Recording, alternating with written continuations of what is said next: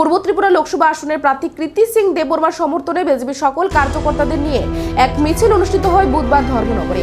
এই মিছিলে নেতৃত্ব দেন ত্রিপুরা বিধানসভার অধ্যক্ষ তথা 56 ধর্মনগর বিধানসভার বিধায়ক বিশ্ববন্ধু সেন। উপস্থিত ছিলেন পুর পরিষদের চেয়ারম্যান প্রদ্যুৎ দে সরকার, মণ্ডল সভাপতি শ্যামল নাথ সহ বিজেপি কার্যকর্তাগণ।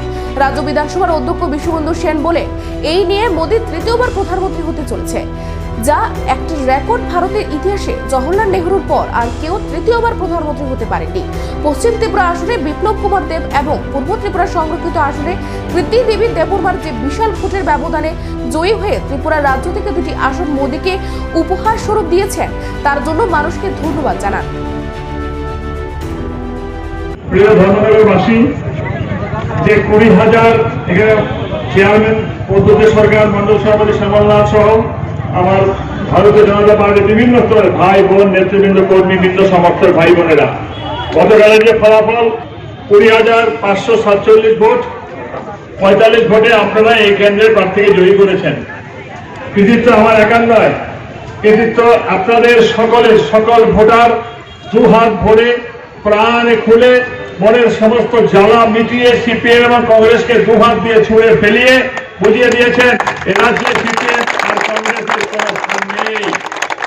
লক্ষ্য করুন, যখন আমাদের প্রার্থী ঘোষণা হয় কত রকম গাল গপ্পের আলাপ, কত রকম ফেসবুক, ইনস্টাগ্রাম কি বলে কৃতি সিং বহিরাগত, ওনাকে কি পাওয়া যাবে কিনা, অনেকের মনে গোসা, ট্রাইবেল অনেক রাগ, বাঙালি অনেক গোসা, কেউ এরকম সেন্টিমেন্টাল নিয়েছে, এখান থেকে কিছু কিছু অপপ্রচার হয়।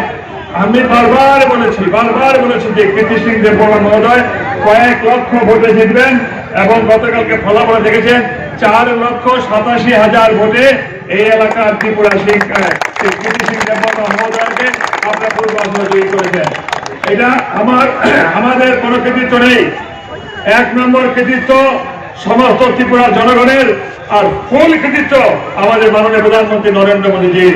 ওনার নেতৃত্বে আমরা ভারতবর্ষকে এগিয়ে নিয়ে যাব। আমার শেষ কথা, আমরা মানুষের জন্য সমর্পিত প্রাণ, আমরা ধর্মনগরের উন্নয়নের জন্য সমর্পিত প্রাণ।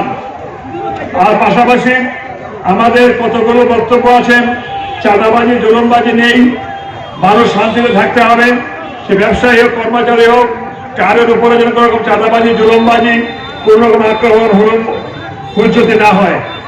গতকালকে লক্ষ্য করেছেন কাউন্টিং হলের শেষের পরে সবাই এখানে এসে জয়ী ক্লাবের এখানে সমাবেত হয়েছে বৃষ্টির মধ্যে, তারপর যার বাড়ি ফিরে গেছেন সবাই।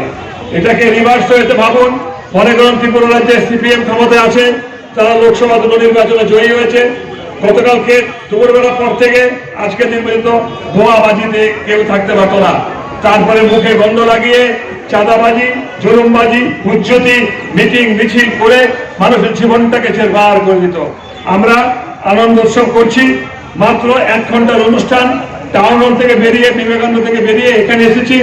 সবাইকে জানান দিয়ে দিতে চাই, এখানে সবাই স্বাধীন, সবাই ভালোবাসার মানুষ, সবাই শান্তি সুখে সমৃদ্ধিতে থাকবে, এটা আমাদের নৈতিক কর্তব্য। কোন রকম বোমাবাজি নাই, প্লিজ। এগুলিও দুষ্ট, এগুলো অনেক দিনে দেখাবো মিটিং মিছিল লড়াই করতে নেমেছি। আর সিপিএম কংগ্রেস তো আমাদের কাছে কোনো হিসাবেই নাই। এই যে সিপিএম কংগ্রেস বলেছে কৃতি সিং দেববর্মা মহোদয়া উনি বাইরে, আরে বাজুবন রিয়ান তো 4-5 বার জয়ী হয়েছেন ত্রিপুরা রাজ্য থেকে। কজন ছিলেন বাজুবন বাবুকে? সিপিএম এর প্রাক্তন সাংসদ কয়জন দেখেছেন? জিতেন বাবু তো একবার এমপি ছিলেন, কয়জন